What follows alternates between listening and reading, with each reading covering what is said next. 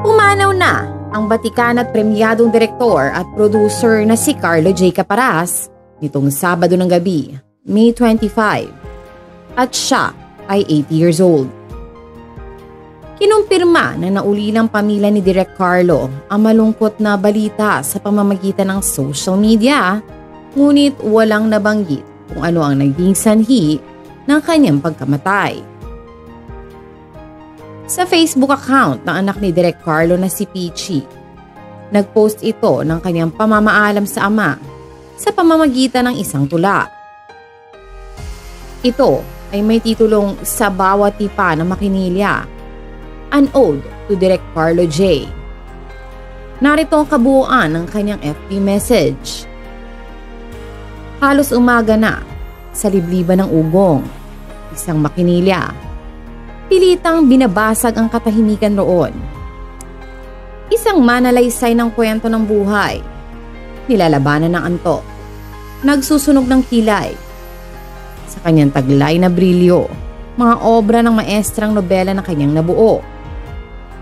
Panday, Pieta, Elias Paniki, Bakekang, Totoy Bato ang ilan lamang sa mga ito. Sa larangan ng comic siya ang naghari. Naging bahagi ng kultura, naging yaman ng lahi. Umabot sa lona ng pinilakang tabing. Pinangaan, pinalakpakan ng bayang magiting. Subalit buhay ay sadyang may wakas. Pack up na direk, oras na ng uwian. Hayaang kasaysayan ang humusga sa iyong mga obra. Salamat Direk Carlo J sa mga dibuho at storya. Mga storyang nabuo sa bawat tipa ng iyong makinilya.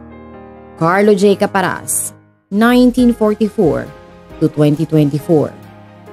Dad, you will forever be loved, cherished, honored by all of us.